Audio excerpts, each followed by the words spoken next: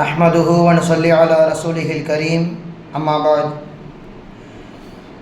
قال الله سبحانه وتعالى في القرآن الكريم والكلام المبين أعوذ بالله من الشيطان الرجيم بسم الله الرحمن الرحيم يرفع الله الذين آمنوا منكم والذين أوتوا العلم درجات صدق الله العظيم قال محمد رسول الله صلى الله عليه وسلم في حديثه الشريف نعم النساء نساء الأنصار لم يكن يمنعهن الحياء أن يتفقهن في الدين صدق رسول الله صلى الله عليه وسلم எல்லா புகழும் அளவற்ற அருளாளன் நிகரற்ற அன்புடையவனுமாகிய அல்லாஹு தாலா ஒருவனுக்கே உண்டாகட்டும். அல்லாஹுவின் சலாத்தும் சலாமும் நம் உயிரினும் உயிரான நம் உயிரிலும் மேலான கண்மணி நாயகம் ரசூலுல்லாஹி ஸல்லல்லாஹு அலைஹி வஸல்லம் அவர்களின் மீதும் அவர்களை அடிப்பிரலாமல் அப்படியே பின்பற்றிய பரிசுத்த குடும்பத்தார்கள், சத்திய சஹாபாக்கள், தாபியன்கள், தபாவு தாபியன்கள் மற்றும் இந்த ஜும்மா நன்னாளில் ஒன்று கூடியிருக்கும் நம் அனைவரின் மீதும் அல்லாஹுவின் சலாத்தும் சலாமும் என்றென்றும் நிறைவாக உண்டாவதாக. ஆமீன். எல்லாம் அல்லாஹ் சுப்ஹானஹு வ தஆலா மனிதர்களை உலகத்தில் படைத்தது மட்டுமல்லாமல் மறுமைக்கான வாழ்வை குறித்து அவர்கள் சிந்திக்க வேண்டும் என்பதற்காகவும், எதனை நோக்க அவர்கள் பயணம் செய்ய வேண்டும், எதன் மூலமெல்லாம் அவர்கள் நல்லது கெட்டதை தெரிந்து கொள்ள வேண்டும் என்பதற்காக வேண்டி நபிமார்களை அனுப்பி அல்லாஹு தஆலா மனிதர்களை ஒழுங்குபடுத்தினான்.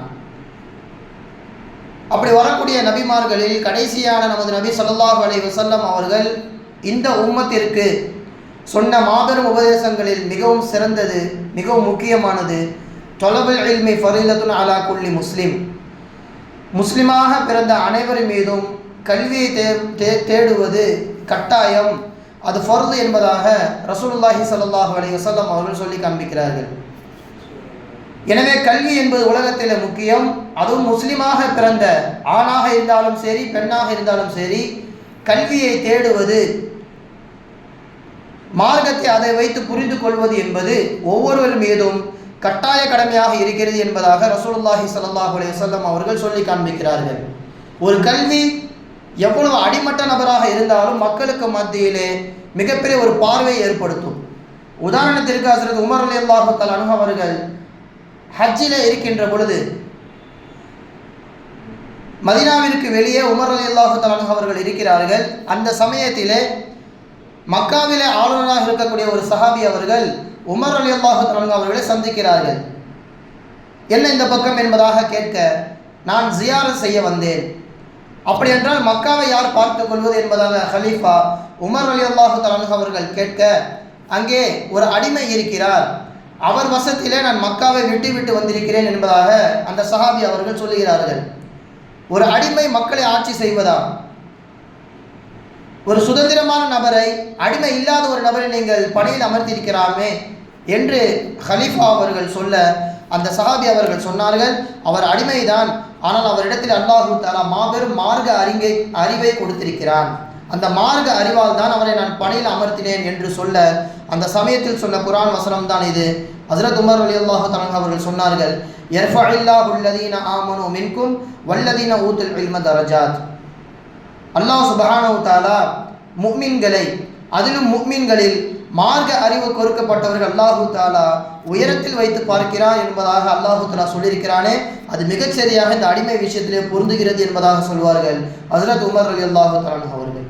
எனவே யார் எப்படிப்பட்ட நபராக இருந்தாலும் சரி, அவரிடத்தில் கல்வி என்பது வந்துவிட்டால் அவர் சமூகத்திலே மதிக்கப்படக்கூடிய ஒரு நபர். அதனால தான் மார்க்கத்திலே ஆண் பெண் என்கின்ற எந்த ஒரு பாகுபாடும் இல்லாமல் எல்லோரும் கல்வி கற்க வேண்டும். ஒரு பெண்ணுக்கு கல்வியை கொடுப்பது அந்த குடும்ப தலைவின் மீது கட்டாய கடமை. அவள் மகளாக இருக்கின்ற பொழுது தந்தை அதை காப்பாற்ற வேண்டும். அவள் மனைவியாக மாறுகின்ற பொழுது அவள் படிக்க ஆசைப்பட்டால் கணவன் அதை ஊக்குவிக்க வேண்டும். இப்படி கல்விக்கான தடை என்பது மார்க்கத்தில் எந்த ஒரு சமயத்திலுமே இல்லை. எல்லோரும் கல்வியை கற்றுக்கொண்டே இருக்க வேண்டும் என்பதுதான் நம்முடைய இஸ்லாமிய மார்க்கம் நமக்கு சொல்லுகின்ற மாபெரும் வழிகாட்டல். அந்த அடிப்படையில் இன்றைய தினம் பெண்களுக்கான கல்வி என்ன, அந்த காலத்தில் மார்க்கத்தை படித்தவர்கள் எப்படியெல்லாம் இஸ்லாத்திலே பிடிமானத்தோடு இருந்தார்கள், இன்று மார்க்க அறிவு குறைந்ததினால் பெண்கள் சர்வ சாதாரணமாக இஸ்லாத்தை விட்டு வெளியே செல்வதும், அந்நிய ஆடவரை காதலித்து அந்த திருமணத்திற்காக வேண்டி இஸ்லாத்தையே விட்டு விட்டு வெளியே செல்கின்ற அவல நிலை அதிகமாக உலகத்தில் நிகழ்ந்து கொண்டு வருகிறது.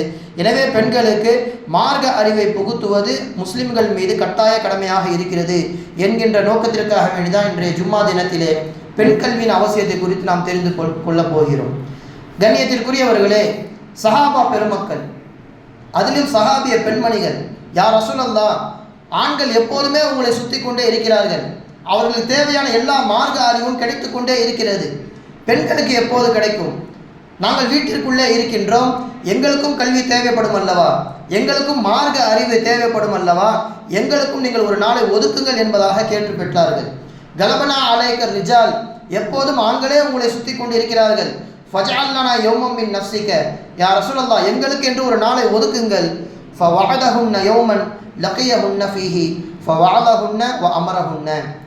பெண்களின் அந்த மார்க்கத்தின் மீது உள்ள பற்றின் காரணமாக ஸல்லல்லாஹு அலைஹி வஸல்லம் அவர்கள் ஒரு நாளை ஒதுக்கி அதிலே நன்மையான விஷயங்களை ஏவி தீமையான விஷயங்களை தடுத்து பெண்களுக்கு தேவையான எல்லா உபதேசங்களையும் அந்த ஒரு நாளிலே செய்தார்கள். இது தொடர்ந்து நடந்து கொண்டே இருந்தது என்பதாக சஹாபா பெருமக்கள் அறிவிக்கிறார்கள். எனவே பெண்களுக்கான மார்க்க அறிவை போதிப்பதற்கு ஒரு நாளை ஒதுக்க வேண்டும். அதனால்தான் நிறைய மஹல்லாக்களிலே பெண்கள் பயான் என்பதாக ஏற்பாடு செய்யப்படுகிறது. நமக்கெல்லாம் ஒரு ஜும்மா தினம் இருக்கிறது, அல்லது 5 வக்திற்கு பின்னால் ஒரு இமாம் ஏலான் செய்வதன் மூலமாக மார்க்க அறிவை நாம் சர்வசாதாரணமாக பெற்றுக்கொள்ளலாம்.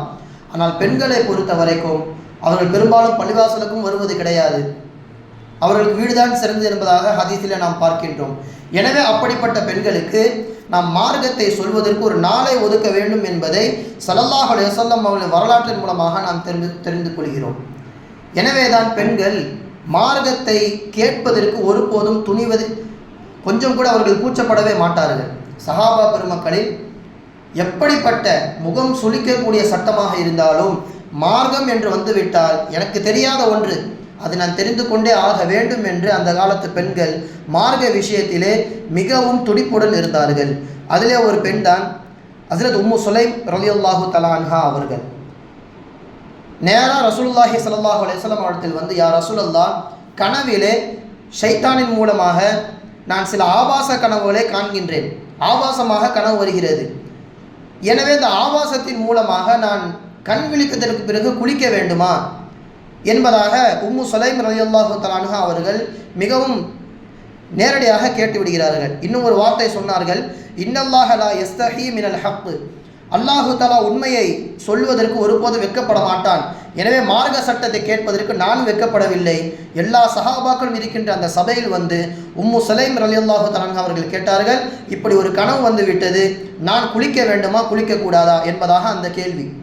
ரசூலுல்லாஹி ஸல்லல்லாஹு அலைஹி வஸல்லம் அவர்கள் சொன்னார்கள், இதா ரஅத்தில் மா, நீங்கள் நிஜத்திலே கண் விழித்ததற்கு பிறகு ஈரத்தன்மையை நீங்கள் உணர்ந்தால் கட்டாயமாக குளிக்க வேண்டும் என்பதாக ரசூலுல்லாஹி ஸல்லல்லாஹு அலைஹி வஸல்லம் அவர்கள் சொல்லி காண்பித்தார்கள். எனவே மார்க்க சத்தத்தை கேட்பதற்கு சஹாபிய பெண்மணிகள் ஒருபோதும் கூச்சப்பட்டதே கிடையாது. இந்த சம்பவத்திற்கு பின்னால் இமாம் பெருமக்கள் சொல்கிறார்கள், ஷுஜாஅத்துஹா ஃபீ தலபில் ஃபிக்ஹி, மார்க்க சட்டத்தை தேடுவதில் இது போன்ற வீரமிக்க பெண்மணிகள் தான் அந்த காலத்திலே அதிகமாக இருந்தார்கள். அவர்கள் வெட்க உணர்வு மார்க்கத்தை கேட்பதற்கு ஒருபோதும் தடுக்கவில்லை. அவர்கள் தோற்றத்தில் வேண்டுமானால் வெட்க உணர்வோடு இருக்கலாம், ஆனால் சந்தேகம் என்று வந்துவிட்டால் உடனே கேட்டு தெளிவு பெற்று விடுவார்கள் என்பதாக சொல்வார்கள் இமாம் பெருமக்கள். அதனால்தான் மதினா வாசிகளான அன்சாரிய பெண்மணிகளை ஸல்லல்லாஹு அலைஹி வஸல்லம் அவர்கள் அவ்வப்போது பாராட்டுவது உண்டு. ஒரு தடவை சொன்னார்கள், நிஅமன் நிசாஉல் அன்சார், பெண்களிலேயே மிகவும் சிறந்தவர்கள் மதினத்து பெண்கள் தான். ஏனென்றால் லம் யகுன் யம்னஉஹுன்னல் ஹயாஉ அன் யதஃபக்கஹன ஃபித்தீன், மார்க்கத்திலே சட்டம் ஏதேனும் அவர்களுக்கு தெரியவில்லையானால் கூச்சப்பட்டு அதை கேட்காமல் இருக்க மாட்டார்கள். எப்படிப்பட்ட சபையாக இருந்தாலும் எவ்வளவு கூட்டமாக இருந்தாலும் மார்க்கத்தை தெரிந்து கொள்வதற்கு மதீனத்து பெண்கள் ஒருபோது வெட்கமே படமாட்டார்கள், உடனே கேட்டு தெளிவு பெற்று விடுவார்கள் என்பதாக சொல்வார்கள் ரசூலுல்லாஹி ஸல்லல்லாஹு அலைஹி வஸல்லம். இது மதீனத்து பெண்களுக்கு கிடைத்த மிகப்பெரிய ஒரு புகழாரம். பெருமானாரின் மனைவி ஹஸ்ரத் ஆயிஷா ரலியல்லாஹு தஆலா அன்ஹா அவர்கள் வாழ்க்கையை நாம் பார்க்கின்றோம். மிக சின்ன வயது கொண்ட மனைவிதான் ஆயிஷா ரலியல்லாஹு அன்ஹா. ஆனால் அவரிடத்தில் இருக்கின்ற கல்வியை நீங்கள் பார்த்தால் மாபெரும் சஹாபாக்கள், சுமார் 60 வயதை தாண்டிய சஹாபாக்களும் கூட மாணவராக அவரிடத்தில் வந்து பாடம் படிப்பார்கள். இமாம் ஜுஹ்ரி ரஹிமஹுல்லா அவர்கள் சொல்லி காண்பிக்கிறார்கள், ஆயிஷா அம்மையாருடைய கல்வி ஞானத்தை ஒரு பக்கத்திலும் ஒட்டுமொத்த உலக பெண்களின் கல்வி ஞானத்தை ஒரு பக்கத்திலும் வைத்தால் ஆயிஷா அம்மையாருடைய கல்வி ஞானம் தான் மேலோங்கி இருக்கும். அப்படி ஒரு கல்வி ஆற்றலை மார்க்க தெளிவு அல்லாஹு தஆலா அவர்களுக்கு கொடுத்திருக்கிறான் என்பதாக சொல்வார்கள் ஜுஹ்ரி ரஹிமஹுல்லா. அபு மூசா அல் அஷரி ரலியல்லாஹு தஆலா அவரிடத்தில் கேட்கப்படும், பெண்களில் யார் மிகவும் மார்க்க பற்றுமிக்க மார்க்கத்திலே தெளிவு பெற்ற பெண் என்பதாக சொல்லுங்கள் என்று கேட்க அவர்கள் சொல்வார்கள், அபு மூசா ரலியல்லாஹு தஆலா அவர்கள், மா அஷ்கல் அலைனா அஸ்ஹாப ரசூலுல்லாஹி ஸல்லல்லாஹு அலைஹி வஸல்லம் ஹதீஸுன் கத்துன் ஃபஸஅல்னா ஆயிஷா. எங்களுக்கு ஹதீஸிலே எந்த ஒரு பிரச்சனை வந்தாலும் அல்லது ஹதீஸ் சம்பந்தப்பட்ட எந்த ஒரு சந்தேகங்கள் வந்தாலும் நாங்கள் அன்னை ஆயிஷா அவர்களிடத்தில் தான் செல்வோம். நாங்கள் என்ன கேள்வியை கேட்டாலும் இல்லா வஜத்னா இந்தஹா மின்ஹு இல்மன், எதை குறித்து கேட்டாலும் அந்த ஹதீஸை குறித்த எல்லா விளக்கங்களையும் உடனுக்குடனே சொல்லிக்கொண்டே இருப்பார்கள் ஆயிஷா அம்மா. எனவே என்னுடைய காலத்தில் நான் பார்த்த சிறந்த மார்க்க அறிவுள்ள பெண்மணி என்றால் நான் ஆயிஷா அம்மையார் அவர்களை தான் சொல்வேன் என்பதாக சொல்வார்கள் ஹஸ்ரத் அபு மூசா ரலியல்லாஹு தஆலா அவர்கள். சுமார் அபு ஹுரைரா ரலியல்லாஹு அவர்களுக்கு அடுத்து அதிகமான ஹதீஸை அறிவித்தது யார் என்று பார்த்தால் பெண்களில் 2200 ஹதீஸுகளை அறிவித்தது ஆயிஷா அம்மையார் அவர்கள் தான். வேறு எந்த பெண்ணும் அறிவிக்கவில்லை. பாக பிரிவினை சட்டத்தை எடுத்துக்கொண்டால் அவர்கள் தான் முதன்மையானவர்கள். இப்போது சொன்னேனே 60 வயதிற்கு மேற்பட்ட சஹாபாக்கள் பாக பிரிவினைகளில் ஏதேனும் சந்தேகம் வந்தால் இந்த நபருக்கு எவ்வளவு சொத்து சேர வேண்டும் என்று மிக சிறிய வயதுடைய ஆயிஷா அம்மையாரிடத்தில் சென்று பாடத்தை கேட்பார்களாம். அவர்கள் மிகச்சரியாக அந்த கணக்கை போட்டு கொடுப்பார்கள் என்பதாக இமாம் ஜுஹ்ரி ரஹிமஹுல்லா அவர்கள் சொல்லி காண்பிக்கிறார்கள். அந்த அளவிற்கு ஹஸ்ரத் ஆயிஷா ரலியல்லாஹு தஆலா அவர்கள் மார்க்க சட்டத்திலே மிகப்பெரிய ஒரு உச்சத்தை பெற்றிருந்தார்கள். இப்படியெல்லாம் சஹாபா பெருமக்களை நாம் பார்க்கிறோம். பெண்களுடைய கல்வி அறிவு அந்த அளவுக்கு மகத்துவமிக்கதாக இருந்தது. பெருமானாரின் காலத்திற்கு பிறகு ரசூலுல்லாஹ்வால் போற்றப்பட்ட சிறந்த 3 ஆண்டுகள், அதாவது 300 வருடங்கள், பெருமானாருடைய அந்த 100 வருடம், அதற்கு பிறகு உள்ள 100 வருடம், அதற்கு பிறகு உள்ள 100 வருடம், இப்படி இந்த 300 வருடங்களில் வாழ்ந்த பெண்களுடைய வரலாற்றை நாம் பார்க்கின்றோம். எந்த அளவிற்கு அவர்கள் மார்க்கத்தை சரியாக கற்று அந்த மார்க்க சம்பந்தப்பட்ட எல்லா விஷயத்திலும் அணுகினார்கள் என்பதை குறித்து தான் நாம் பார்க்க போகின்றோம். நாம் எல்லாம் நம்முடைய பெண்களை அவர்களுக்கு மார்க்க அறிவை கொடுப்பதற்கு பள்ளிவாசலுக்கு அனுப்புகின்றோம், மக்த மதரசாக்கள் என்பதாக. ஆனால் அன்றைய காலங்களிலே தந்தை தான் அவர்களுக்கான உஸ்தாத், தாய் தான் அவர்களுக்கான உஸ்தாத். எல்லா சம்பந்தப்பட்ட எல்லா மார்க்க அறிவையும் தாய் தந்தையிடமிருந்தே ஒரு பெண் பெற்றுக்கொள்வாள். உதாரணத்திற்கு சொல்வதானால் சயீத் இப்னு முஸையப் ரஹிமஹுல்லா சஹாபாக்களை பார்த்த ஒரு நபர், தாபீன். அவர்கள்தான் மிகப்பெரிய ஹதீஸ் கலை வல்லுநராக அந்த காலத்தில் இருந்தார்கள். தாரீக் என்று சொல்லப்படுகின்ற வரலாறுகளை தொகுத்து வழங்கியவர்களில் மிகவும் முக்கியத்துவம் மிக்கவர்கள் சயீத் இப்னு முஸையப் ரஹிமஹுல்லா. இப்படி எல்லா கலையிலும் சிறந்து விளங்கிய அவர் தன்னுடைய மகளுக்கும் அதே விஷயத்தை போதித்தார்கள். தன்னிடத்தில் என்னென்ன கல்வியெல்லாம் இருக்கின்றதோ எல்லாவற்றையும் தன் மகளுக்கும் சொல்லிக் கொடுத்து விட்டார்கள். இந்த நிலையில்தான் அந்த பெண்ணுக்கு திருமணம் செய்ய வேண்டும் என்கின்ற ஒரு சூழ்நிலை ஏற்படுகின்ற பொழுது தன்னுடைய மாணவரான அபு வதா என்கின்ற நபருக்கே தன்னுடைய மகளை திருமணம் முடித்து வைக்கிறார்கள் சயீத் இப்னு முஸையப் ரஹிமஹுல்லா. திருமணம் நடந்து முடிந்து விடுகிறது. சில நாட்களுக்கு பிறகு அந்த கணவர் அபு வதா அவர்கள், நான் சிறிது நாட்கள் வெளியிடத்திற்கு சென்று நான் கல்வி கற்கப் போகின்றேன், எனவே எனக்கு அனுமதி தருவாயா என்பதாக அந்த மனைவியிடத்தில் கேட்கிறார்கள். அந்த அபு வதா என்பவர், ஏன் நீங்கள் வெளியே செல்கின்றீர்கள்? வெளியெல்லாம் செல்ல வேண்டாம், நீங்கள் வீட்டுக்குள்ளே இருங்கள், உங்களுக்கு தேவையான கல்வியை நான் உங்களுக்கு சொல்லித் தருகின்றேன். என் தந்தையிடத்தில் நான் என்னவெல்லாம் கற்றேனோ எல்லாவற்றையும் உங்களுக்கு நான் சொல்லித் தருகிறேன் என்று மனைவி அந்த இடத்துல உஸ்தாபியாக மாறுகிறார்கள். தந்தை கற்றுக் கொடுத்த அந்த கல்வி பிள்ளையை அந்த இடத்துல ஒரு ஆசிரியராக மாற்றுகிறது. வகாலத்திலி, என் மனைவி எனக்கு சொன்னால், இஜிலிஸ், வெளியெல்லாம் செல்ல வேண்டாம், வீட்டிற்குள்ளே நீங்கள் அமருங்கள். ஃபஅன உஅல்லிமுக இல்ம சயீதின், என்னுடைய தந்தை சயீத் அவர்கள் சொல்லிக் கொடுத்த எல்லா கல்வியும் உங்களுக்கு நான் கற்றுக் கொடுக்கிறேன். ஃபக்கது கானத் ஆலிமதம் பிஃபிக்ஹி அபீஹா, என் மனைவி உஸ்தாபியாக இருக்கக்கூடிய இவள் தன் தந்தையிடமிருந்து எல்லா மார்க்க சட்டங்களையுமே எடுத்துக்கொண்டால் அதை அப்படியே என்னிடத்தில் அவள் இறக்கினாள் என்பதாக அந்த கணவர் அபு வதா அவர்கள் சொல்லி காண்பிக்கிறார்கள். அப்போ பாருங்கள் எந்த அளவிற்கு மார்க்க பிடிப்புள்ள பெண்களாக அந்த காலத்தில் இருந்தார்கள். ஒரு கணவனுக்கு அந்த இடத்திலே மனைவி உஸ்தாபியாக மாறுகிறார். மட்டுமல்ல, அதே 300 வருடத்திற்குள்ளே வாழ்ந்தவர்கள் தான் மாலிக் ரஹிமஹுல்லா. இமாம் ஷாஃபி ரஹிமஹுல்லா சொல்கிறார்கள், என்னுடைய உஸ்தாத் மாலிக் ரஹிமஹுல்லா அவர்கள் எழுதிய அந்த முவத்தா இப்னு மாலிக் என்பது குர்ஆனிற்கு அடுத்து மிக சிறந்த கிதாப் என்பதாக நான் சொல்வேன். அந்த அளவிற்கு எல்லா வகையான சட்டங்களும் ஹதீஸிலிருந்து எப்படி எடுக்கலாம் என்பதாக என்னுடைய உஸ்தாத் அவர்கள் எழுதியிருப்பார்கள் என்று ஷாஃபி ரஹிமஹுல்லா அவர்கள் சொல்லி காண்பிப்பார்கள். அப்போ அந்த அளவுக்கு அந்த கிதாப் மிக பிரம்மாண்டமானது. மாலிக் இமாமுடைய மகள் தான் அந்த முவத்தா இப்னு மாலிக்கை முழுவதுமாக மனனம் செய்தார்கள். நிறைய மாணவர்கள் ஓதுவார்கள், எல்லாரிடத்திலும் பாடம் கேட்க முடியாதல்லவா. எனவே கொஞ்சம் மாணவர்களை மாலிக் இமாம் அவர்கள் பாடம் கேட்பார்கள், மீதமுள்ள மாணவர்களை மகளிடம் அனுப்பி வைப்பார்கள். மகள் கதவுக்கு பின்னால் இருந்து பாடம் கேட்க இந்த மாணவர்கள் எல்லாம் பாடம் ஒப்பிப்பார்கள். முவத்தா இப்னு மாலிக்கில் ஹதீஸை மனனம் செய்து ஒப்பித்து கொண்டே இருப்பார்கள். ஏதேனும் ஒரு இடத்திலே தவறு வருகின்ற பொழுது கதவை 3 முறை அவர்கள் தட்டுவார்கள். உடனே மாலிக் இமாம் அவர்கள், நீர் தவறு செய்து விட்டாய், சென்று நன்றாக மீண்டும் படித்து வா என்பதாக மாணவர்களை அனுப்பி வைப்பார்கள். அந்த அளவிற்கு அந்த பெண்மணி, அந்த மகள் தந்தையுடைய கிதாபுகளை முழுவதுமாக மனனம் செய்து பாடம் கேட்கின்ற அளவிற்கு அந்த காலத்து பெண்களை உருவாக்கி வைத்திருந்தார்கள் மாலிக் ரஹிமஹுல்லா. அவ யோசித்து பார்க்க வேண்டும், குர்ஆன் எந்த அளவிற்கு அவர்கள் மனனம் செய்தார்களோ மார்க்க சட்டங்களையும் அவர்கள் மனனம் செய்து வைத்திருந்தார்கள், ஹதீஸுகளையும் அவர்கள் மனனம் செய்து வைத்திருந்தார்கள். பாக பிரிவினை என்று சொல்லப்படுகின்ற சொத்துக்களை எப்படி பிரிக்க வேண்டும் என்கின்ற கணக்கையும் அவர்கள் புரிந்து வைத்திருந்தார்கள். இதுவெல்லாம் காலத்தால் அழியாத கல்விகள். ஸல்லல்லாஹு அலைஹி வஸல்லம் அவர்கள் சொன்னார்கள், ஒரு காலம் வரும், அதில் முதலாக இந்த உம்மத்திலிருந்து எடுக்கப்படுகின்ற கல்வி எதுவென்றால் பாக பிரிவினை. அதிலே மோசடி செய்வார்கள், அதிலே கையாடல் செய்து தன்னின் பக்கமாக சொத்துக்களை அதிகமாக சேர்க்க வேண்டும் என்று முனைவார்கள். எனவே நீங்கள் அந்த பாக பிரிவினையை கற்றுக்கொள்ளுங்கள் என்பதாக ஸல்லல்லாஹு அலைஹி வஸல்லம் அவர்கள் ஒரு வசியத்தையாகவே செஞ்சுவிட்டு சென்றார்கள். அதை தன்னுடைய இமாம் பெருமக்கள் தன்னுடைய மகளுக்கு சொல்லிக் கொடுத்தார்கள் என்பதை நாம் பார்க்கின்றோம். எந்த அளவிற்கு அவர்கள் ஷாஃபி ரஹிமஹுல்லாவுடைய காலத்தை பார்க்கிறோம், அதே 300 ஆண்டுக்குள் தான் அவர்களும் இருக்கின்றார்கள். ஷாஃபி ரஹிமஹுல்லா அவருடைய ஆசிரியர்கள் 1000க்கும் மேற்பட்டவர்கள். அதிலே ஒரு 10 ஆசிரியர்கள் சிறந்தவர்கள் என்று எடுத்தால் அதில் ஒரு பெண் உஸ்தாபியும் இருப்பார்கள். அவருக்கு பெயர் நஃபீசா மிஸ்ரியா, நஃபீசா அம்மையார். இவர்கள் யார் என்றால் ஹஜ்ரத் ஹசன் ரலியல்லாஹு தஆலா அவருடைய வம்சத்தில் வந்தவர்கள், பெருமானாருடைய வம்சவழி, அஹ்லே பைத் என்று சொல்லப்படுபவர்கள். இந்த நஃபீசா அம்மையார் ஷாஃபி ரஹிமஹுல்லா அவர்களுக்கு உஸ்தாதி, மாபெரும் ஹதீஸ் கலை வல்லுனர். அந்த காலத்திலே பெண்களிலேயே மிகவும் மார்க்கப்பற்று மிக்க, இன்னும் சொல்ல போனால் நிறைய ஆண்களை விடவும் அதிகமான கல்வி ஞானத்தை பெற்றவர்கள் தான் நஃபீசா அம்மையார். ஷாஃபி ரஹிமஹுல்லா அவர்கள் சொன்னார்கள், நான் வஃபாத் ஆகிவிட்டால் என்னுடைய வஃபாத்தின் முதலாக தொழக்கூடிய நபர் என்னுடைய உஸ்தாத் நஃபீசா அம்மையாராகத்தான் இருக்க வேண்டும்.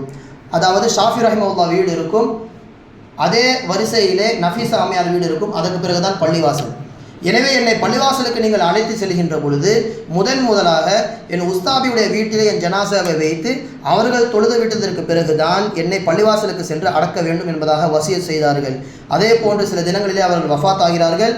மாபெரும் கூட்டம் வீட்டிற்கு வெளியே நின்று கொண்டிருக்கிறது. நஃபீசா அம்மையாருடைய வீட்டிற்குள்ளேயே ஜனாசா வைக்கப்படுகிறது. தொழுகிறார்கள், ஜனாசா தொழுகை தொழுது விட்டு துவா செய்கிறார்கள். ரஹிமல்லாஹு ஷாஃபிக்கு அல்லாஹு தஆலா ரஹ்மத் செய்யட்டும், ஃபக்கத் கான யுஹ்சினுல் வுதுஅ, அவர் வாழும் காலம் முழுக்க ஒழுவை மிகச் சரியாக செய்தார். என் மாணவரான ஷாஃபி ஒழுவிலே ஒருபோதும் அவர் குறை வைக்கவில்லை என்பதாக துவா செய்தார்கள். அதற்கு பிறகுதான் அடக்கப்பட்டது. மட்டுமல்ல, அவர்கள் உயிரோடு இருக்கின்ற காலத்திலே இந்த பள்ளிவாசலுக்கு சென்று தான் ஷாஃபி ரஹிமஹுல்லா பாடம் எடுப்பார்கள். எனவே வீட்டிலிருந்து புறப்படுகின்ற பொழுது இன்றைய தினம் நான் இந்த பாடம் எடுக்கப் போகிறேன், இதுவெல்லாம் நடத்தப் போகிறேன், இதுவெல்லாம் சரியா என்பதாக காண்பித்து விட்டு தான் பள்ளிவாசலுக்கு செல்வார்கள்.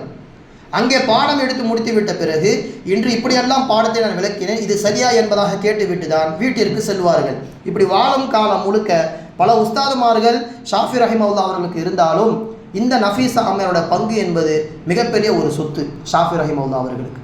சொல்ல வருவதன் நோக்கம் அதுதான். மாபெரும் ஷாஃபி இமாமை நமக்கு தெரியும், அவர்களுக்கு பின்னால் அவர்களை செதுக்கிய நஃபீசா அம்மையார் என்கின்ற ஒரு பெண்மணியை நமக்கு தெரியுமா என்பதுதான் இங்கே முக்கியமாக நாம் கவனிக்க வேண்டிய ஒன்று. எனவே பெண்களுக்கு மார்க்க கல்வியை கொடுத்தால் உம்மத்தை அவர்கள் சரி செய்து விடுவார்கள். வீடு முதலில் சலாமத்தாக மாறும். பெண்கள் பிள்ளைகளை சரியாக பார்த்து கொள்வார்கள். ஆண்கள் எப்போதும் வீட்டில் இருப்பது கிடையாது, பெண்கள் தான் அதிகமாக வீட்டில் இருப்பார்கள். எனவே ஒரு ஆண் குழந்தையோ அல்லது பெண் குழந்தையோ சரியான முறையிலே ஒழுக்கத்தோடு வளர வேண்டுமானால் அங்கே இருக்கக்கூடிய குடும்ப தலைவிக்கு மார்க்கத்தை நாம் போதிக்க வேண்டும். அவர்கள் சரியாக தெரிந்து கொண்டால் கவலையே பட வேண்டாம், ஆண் குழந்தைகளும் பெண் குழந்தைகளும் மார்க்கப்பற்று மிக்க முக்கிய நபராக வருவார்கள் என்பதில் எந்த விதமான சந்தேகமும் கிடையாது. மார்க்கத்தை சரியாக அந்த காலத்தில் புரிந்து கொண்டார்கள். இஸ்ஹாக் இப்னு ராகவைஹி என்கின்ற இமாம் ஹதீஸில் மிகவும் தேர்ச்சி பெற்றவர்கள். அவர்கள் செய்கின்ற முதல் திருமணமே ஒரு விதவையை திருமணம் செய்கின்றார்கள். விதவையை ஏன் என்று காரணம் கேட்க இஸ்ஹாக் இப்னு ராகவைஹி இமாம் சொன்னார்கள், எனக்கு அந்த விதவையுடைய சீதனம் எனக்கு மிகவும் பிடித்தது, அந்த பெண் கொண்டு வருகின்ற பொருள் எனக்கு மிகவும் பிடிக்கும் என்பதாக கேட்டார்கள். அந்த பெண் என்ன சீதனத்தை கொண்டு வருவாள் என்று மற்ற தோழர்கள் எல்லாம் கேட்க, அந்த பெண் அவருடைய முன்னாள் கணவன் நிறைய ஷாஃபி ரஹ்மத்துல்லாஹி கிதாபை வைத்திருக்கிறார், அவர் வஃபாத் ஆகிவிட்டார், எனவே சொத்து என்கின்ற அடிப்படையில் இந்த பெண்ணுக்கு அந்த கிதாப் என்பது வந்து சேரும், எனவே இந்த பெண்ணை நான் திருமணம் முடித்து கொண்டால் அந்த கிதாபும் எனக்கு சொந்தமாகிவிடும் அல்லவா, எனவே அந்த பெண் கொண்டு வருகின்ற சீதனங்களில் ஷாஃபி ரஹ்மத்துல்லாஹி கிதாப் என்பது எனக்கு மிகப்பெரிய சொத்து, எனவே தான் துன்கஹுல் மர்ஹாத்துலி குத்துபிஹா, அந்த பெண்ணை நான் கிதாபுகளுக்காக வேண்டி முடித்து கொண்டேன் என்பதாக சொல்வார்கள் இஸ்ஹாக் இப்னு ராகவைஹி. அந்த காலத்திலே சீதனமாக கொண்டு செல்வதே கிதாபுகளே தான். இப்னுல் ஜௌசி ரஹிமஹுல்லாஹ் அவர்கள் சொல்கிறார்கள், எங்கள் காலத்திலே எங்கள் பெண்களுக்கு கணவன் வீட்டிற்கு நாங்கள் அனுப்புகின்ற பொழுது கழுதைகளில் நாங்கள் எழுதிய கிதாபுகளை தான் அனுப்புவோம் சீதனமாக என்பதாக சொல்வார்கள் இப்னுல் ஜௌசி ரஹிமஹுல்லாஹ் அவர்கள். அந்த அளவிற்கு கிதாபின் மீதான பிரியமும் மார்க்கத்தின் மீதான பற்றும் நிறைய மேலோங்கி இருந்தது இஸ்லாமிய பெண்களிடத்திலே. சின்ன சின்ன சட்டங்களில் கூட பெண்கள் அந்த காலத்திலே மிகவும் புத்தி கூர்மையுடையவர்களாக இருந்தார்கள். இப்னுல் கையிம் ரஹிமஹுல்லாஹ் ஒரு சம்பவம் சொல்கிறார்கள், ஒரு பெண்மணி வீட்டிலே மாவை குழைத்து கொண்டு இருக்கிறார். குழைத்து கொண்டே இருக்கின்ற சமயத்திலே திடீரென வஃபாத் செய்தி வருகிறது, உங்களுடைய கணவர் வஃபாத் ஆகிவிட்டார் என்பதாக. உடனே அந்த பிணைந்து கொண்டிருந்த மாவிலிருந்து கையை எடுத்து விட்டார். இன்றிலிருந்து, அதாவது இப்போதிலிருந்து இந்த மாவு எனக்கு மட்டும் சொந்தமானது கிடையாது, கணவன் இறந்து போய்விட்டால் கணவன் சம்பந்தப்பட்ட எல்லோருக்கும் அவருடைய சொத்து என்பது பங்கிடப்படும், எனவே கணவனுடைய காசில் தான் இந்த மாவை வாங்கினேன், இந்த மாவு குழைத்து நான் உணவு தயாரிக்க முடியாது, யார் யாரெல்லாம் சொத்தில் பங்கு பெறுவார்களோ அவர்களுக்கு இந்த குழைத்த மாவை கொடுக்க வேண்டும் என்று உடனே அவள் கையை எடுத்து விட்டாள் என்று இப்னுல் கையிம் ரஹிமஹுல்லாஹ் அவர்கள் சொல்லி காட்டுவார்கள்.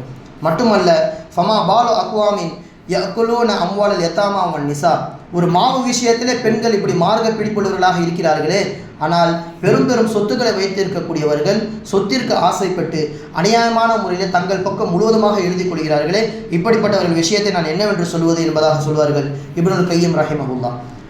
அப்போ பாருங்கள், ஒரு சின்ன மாவு தான், ஆனால் கணவன் வஃபாத்தானவுடன் கவலை அவர்கள் வெளிப்படுத்துவதற்கு முன்பாக இதில் இருக்கின்ற சட்டம் என்ன, இது நுட்பம் என்ன என்பதை புரிந்து கொண்டு உடனே அவர்கள் அந்த மார்க்கத்தை விளங்கி கொண்டார்கள். இப்போ சஹாபா பெருமக்களை பார்க்கிறோம், அவர்களை பார்த்த தாபீன்களுடைய காலத்தில் உள்ள பெண்களை பார்க்கிறோம், எந்த அளவிற்கு அவர்கள் மார்க்கத்தில் மிகப்பெரிய ஒரு உச்சத்தை பெற்றிருக்கிறார்கள். அந்த காலத்திலே ஹலீஃபாவுடைய சபையிலே நிறைய கேள்வி பதில்கள் நடக்கும். ஹலீஃபா ஒரு கேள்வி கேட்க அங்கே இருக்கின்ற ஆண்கள் பதில் சொல்வார்கள், சில சமயத்தில் பெண்களுக்கும் விடுகதைகள் போடப்படும், பெண்கள் பதில் சொன்னால் அவர்களுக்கு தங்க காசுகள் அன்பளிப்பாக கொடுக்கப்படும். இப்படி நிறைய விஷயங்கள் அப்பாசிய ஹலீஃபா என்று சொல்லப்படக்கூடிய அந்த ஹலீஃபாவுடைய காலத்தில் நிறைய நடக்கும். அப்போ தான் அந்த சமயத்தில் ஒரு சம்பவம் நடக்கிறது. ஹலீஃபா கேள்வி போடுகிறார், ஒரு நாளைக்கு நாம் எத்தனை ரக்காத்துகள் தொழுகுவோம் என்பதாக அந்த கேள்வி. யார் இதற்கு சரியான பதிலை சொல்கிறார்களோ அவருக்கு ஒரு தங்க காசு. ஆனால் நிபந்தனை என்னவென்றால், ஒருவர் சொல்கின்ற பதிலை இன்னொரு பெண் சொல்லக்கூடாது. இப்படியெல்லாம் நிபந்தனை போட்டு அந்த ஹலீஃபா கேள்வி கேட்கிறார். இந்த சம்பவம் பெரும்பாலும் ஹாரூன் ரஷீத் ரஹிமஹுல்லாஹ் அவருடைய ஆட்சி காலத்தில் நடந்தது என்பதாக இமாம் பெருமக்கள் சொல்லி காண்பிக்கிறார்கள். அப்போ அந்த ஹலீஃபா கேள்வி போட முதலாவதாக ஒரு பெண்மணி எந்திக்கிறார், ஒரு நாளைக்கு 17 ரக்காத்துகள் தொழுகுவோம், ஃபஜ்ருடைய 2 ரக்காத், லுஹர் 4, அசர் 4, மகரிப் 3, மீண்டும் இஷா 4, மொத்தம் 17 ரக்காத். எனவே சரியான பதில் தங்க காசை அந்த பெண்மணி வென்று விட்டார். பிறகு இரண்டாவது ஒரு பெண்மணி இருந்தால் நிபந்தனை என்ன, சொல்கின்ற பதிலை மீண்டும் சொல்லக்கூடாது. அந்த பெண்மணி 15 என்பதாக சொன்னார். எப்படி 15 என்பதாக ஹலீஃபா அவர்கள் கேட்க, ஜும்மா தினத்தை நீங்கள் எடுத்துக்கொள்ளுங்கள், அன்றைய தினம் லுஹர் இருக்காது, அன்றைய தினம் ஜும்மா தான் இருக்கும், 2 ரக்காத், எனவே 17 என்பது 15ஆக மாறிவிட்டது. ஹாரூன் ரஷீத் ரஹிமஹுல்லாஹ் அவர்கள் சந்தோஷப்பட்டு இரண்டாவதாக தங்க காசை கொடுத்து அனுப்புகிறார்கள். மூன்றாவது ஒரு நபர் இருந்தார், அந்த பெண்மணி, அவள் சொன்ன பதில் 17ம் இல்லை 15ம் இல்லை, நான் 11 என்பதாக சொல்கிறேன் என்பதாக அந்த பெண்மணி சொல்கிறார். 11 ரக்காத்துகள் தொழுகுவோம். எல்லோருக்கும் ஒரே ஆச்சரியம், எப்படி 11 ரக்காத்துகள் வரும்? அந்த பெண்மணி சொன்னால், இவர்களெல்லாம் உள்ளூரில் இருக்கும் பொழுது தான் 4 நாளாக தொழுகுவார்கள், ஒரு டிராவலுக்கு வெளியே சென்று விட்டால் அந்த சரியான அந்த கிலோமீட்டரை தாண்டி விட்டால் 4 ரக்காத்துகள் எல்லாம் 2 ரக்காத்துகளாக மாறிவிடுமே, எனவே லுஹர் 2ஆக மாறிவிடும், அசர் 2ஆக மாறிவிடும், இஷா 2ஆக மாறிவிடும். எனவே 17 என்பது 11ஆக மாறிவிடுகிறது என்று சொன்னவுடன் ஹலிஃபா அவர்கள் சந்தோஷப்பட்டு 3ஆவதாகவும் தங்க காசை கொடுத்து அனுப்புகிறார்கள். அப்போது பாருங்கள், அன்றைய காலத்து மார்க்க அறிஞர்கள் இருக்கின்ற அந்த காலத்திலே பெண்கள் எந்த அளவிற்கு மார்க்கத்தில் துடிப்புடன் இருந்திருக்கிறார்கள். இப்படி நிறைய கேள்வி பதில்கள் ஹாரூன் ரஷீத் ரஹிமுல்லாவுடைய ஆட்சி காலத்திலே நடந்திருக்கிறது. சொல்லப்படுவது நோக்கம் இதுதான், பெண்களுக்கு மார்க்க அறிவை நாம் சரியான முறையில் கொடுத்து விட்டால் அவர்கள் வீட்டை பார்த்து கொள்வார்கள். அவர்கள் தேவையான கல்வியை நாம் கொடுக்க வேண்டும், அவர்களுக்கு தேவையான வசதிகளை ஏற்படுத்தி கொடுக்க வேண்டும். இப்படி இருந்தால் ஹதீஸில் என்ன வருகிறது, ஒரு பெண் அவருடைய குடும்பத்திற்கு சித்ரல்லஹா மினன்னார், நரகத்திலிருந்து பாதுகாக்கக்கூடிய கேடயமாக மாறிவிடுவாள் என்பதாக பெண்ணை குறித்து சொல்லப்படுகிறது. எனவே ஒரு பெண் குழந்தை பிறந்தாலே அந்த குடும்பம் தப்பித்து விடும். ஆனால் அந்த பெண்ணுக்கான பாதுகாப்பு எதிலே இருக்கிறது, அந்த பெண்ணுக்கான நரக விடுதலை எதிலே இருக்கிறது. அவள் தன்னை சரி செய்து கொள்வதற்கு மார்க்க சட்டத்தை கண்டிப்பாக சொல்லியாக வேண்டும். அதற்காக வேண்டிதான் நிறைய பள்ளிவாசல்களிலே பெண்கள் பயான் ஏற்பாடு செய்யப்பட்டிருக்கிறது. நம்முடைய பள்ளியிலேயும் ஏற்பாடு செய்யப்பட்டிருக்கிறது. இன்ஷா அல்லாஹ் அதை குறித்து இமாம் அவர்கள், தலைமை இமாம் அவர்கள் சொல்லி காண்பிப்பார்கள். எல்லாம் அல்லாஹ் சுப்ஹானஹு தஆலா சொன்னதின்படியும் கேட்டதின்படியும் அமல் செய்வதற்கும் பெண்களுக்கு சரியான மார்க்க அறிவை போதிப்பதற்கும் அல்லாஹ் தஆலா நமக்கு அருள் புரிவானாக. வ ஆஹிரு தஅவானா அல்ஹம்துலில்லாஹி ரப்பில் ஆலமீன். அஸ்ஸலாமு அலைக்கும் வரஹ்மத்துல்லாஹி வபரகாத்துஹு.